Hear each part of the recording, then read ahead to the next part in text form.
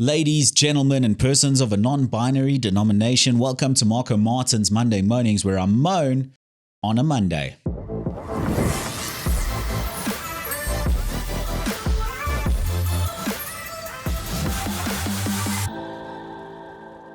One of the things you find in adult life is that you watch a bunch of programming based on other people telling you to watch certain programming, right?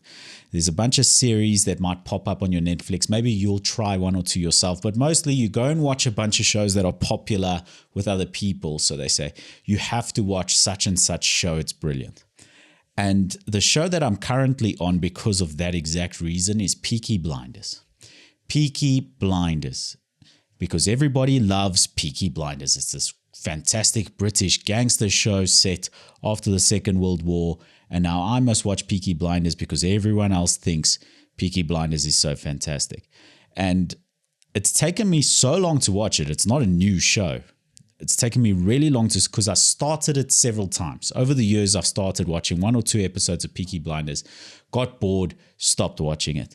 And now I realize why. I always just think like Game of Thrones. Game of Thrones I gave a chance to, and I didn't enjoy it, and then gave it another chance, didn't enjoy it, and then I really gave it a chance and then really enjoyed the show. It's a great show. And I thought Peaky Blinders would be the same thing, but I was wrong, because Peaky Blinders is a show for men who are tired of taking shit in their day-to-day lives. So they watch a show about a guy who takes absolutely no shit. That's what Peaky Blinders is. It's for the guy who's sick and tired of taking shit every day. So he gets home and he watches Peaky Blinders for a guy who takes no shit, and then he lives vicariously through the show for a moment. And then goes to bed early because he has to wake up early in the morning to go to his job where he can take more shit every day, so that he can pay his divorce lawyer, so that he can take shit from his ex-wife, and then go on Facebook and post some inspirational quotes about how loyal he is until you cross him, and then he's very dangerous. That is who's watching Peaky Blinders. That's what the show is about. That's who it's for. That is Peaky Blinders in a nutshell. It is so dramatic. Everyone is so dramatic in the show all of the time. All of the time. Everyone speaks with a dramatic voice all the time. Like, I understand in a scene where someone's trying to be intimidating and they get all serious and dark and deep, but every character is like that all the time throughout the whole show. And there's just explosions. Like they're in an industrial area and it can be 2, 3 in the morning, but someone's working and poof, explosion all the time. Just for the cinematographer to be like, hey, I did my job. I want my Grammy. I said Grammy. I meant an Emmy. I meant he wants an Emmy. The cinematographer's not going to get a Grammy, and no one's getting any awards for that show. If I'm choosing, no awards.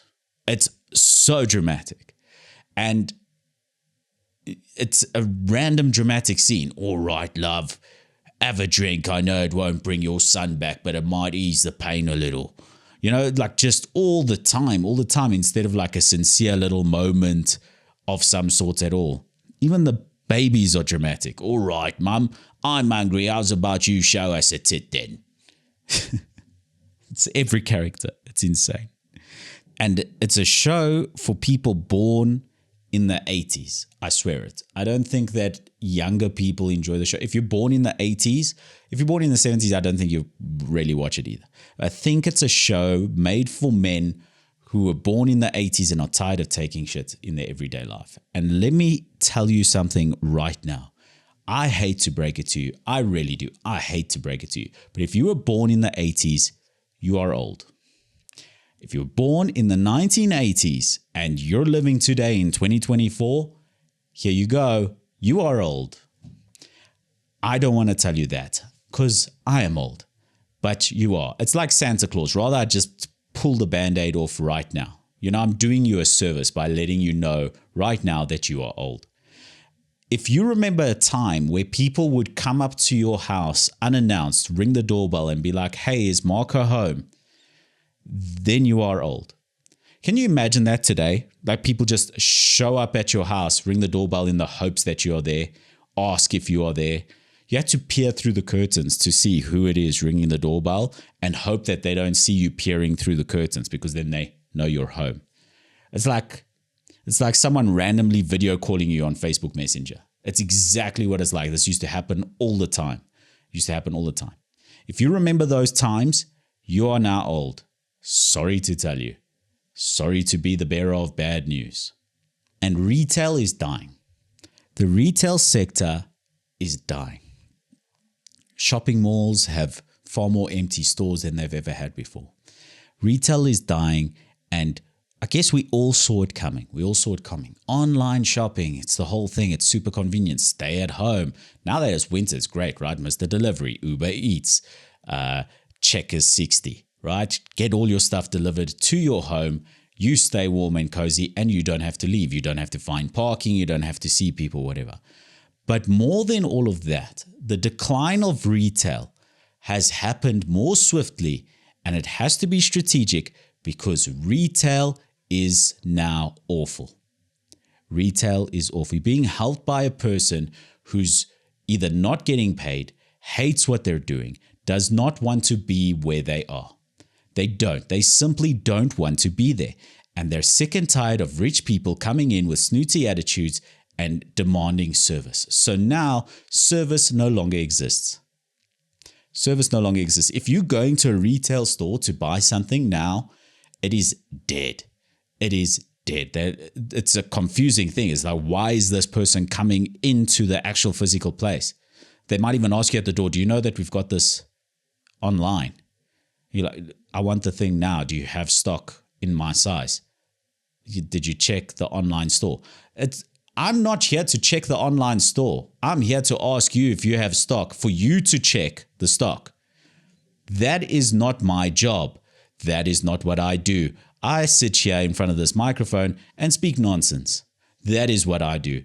If you're in the retail store, you go check the online store for my size. You go check what colors you have of that sneaker. I don't need to check Superbalist. You should check your systems of some sort. Go have a look in the back. What you got for me, buddy? That is why retail is dying faster than what we could have ever imagined, because it's not an experience anymore. We're replacing stores with experience things. You find shopping malls are filling up with places where you can take Instagram photos and like escape rooms. Escape rooms are cool. That's what like retail is becoming, because nobody wants to go into a store and buy things because it sucks. It has become awful, and retail is dying. It's the death of the shopping mall. And if you're from Johannesburg, you know that's all we've got. That's all we've got left. And when that goes, what do we have left? When that goes and paddle becomes unpopular again, what do we have left in Johannesburg if we don't have shopping malls and we don't have paddle anymore? We will have nothing. It'll be over. The experiment will have failed.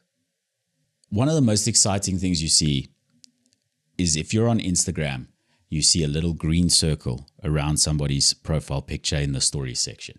And you're like, oh, hell yeah, close friends. You're excited, like, oh, someone sees me as a close friend. They like me or my profile or something about me enough to show me something they're not prepared to show the rest of the world. And you see that green circle and you're like, ooh, a little tinge of excitement in my day. A little bit of something exciting could be on its way to me right now if I just pop this button and see what only me and a few other designated close friends get to see. And you're expecting something wild, expecting something crazy. If you add me as a close friend on Instagram and you're posting close friend stories, remove me if they're boring. Remove me if your close friend stuff is boring, remove. Remove me as a close friend. I'll just watch the normal stuff. Thank you very much. We want to see wild things. We see that green ring, we expect to see you cutting lines, not see you in the line for Mamma Mia. As soon as we see that green circle, something wild. We want something wild. We want something wild. And now all you see is maternity shoots for people who shouldn't be pregnant. Maternity shoots for people who shouldn't be pregnant is something you're seeing a lot of lately. And my thing about this is If you're doing a maternity shoot that you're shooting with your cell phone propped up against the floor in the wall, and you standing there and your baby daddy's reaching around holding your belly over your shoulder sort of thing, and you're just shooting on a phone, you make it black and white on Instagram's own filters, maybe you shouldn't be having a baby. All I'm saying is that nobody's more excited about pregnancy than someone who shouldn't be pregnant in the first place. Like, I have anxiety. How are you excited? Like, I have photographer friends. They take maternity shoots all the time, and they're kind of expensive. Like, if you see the cost of a maternity shoot, they're pretty expensive. But those are the people who should be pregnant. Those are the people with the sort of money who can pay a photographer to come take photos of them in their pregnant belly. You should be getting pregnant. Go ahead. I understand. You've got the money. Kids are expensive. Kids are so expensive. If you are propping your cell phone up against the wall and the floor for your little maternity shoot, time to be a bit worried. Carry a little bit of concern. I don't want to carry all the concern and burden for you, because I'm watching that and my anxiety's through the roof for you. How's about you be a decent human being and stress out a little bit yourself? If you're stressed, then I'm like, oh, okay, they understand they should be stressed. But now I carry all of the stress for you because you don't seem to be concerned that you're pregnant and taking your own maternity shoots with your cell phone propped against the wall and the floor. Shame. Anyway, I'm Marco Martins. Good luck with the rest of your week.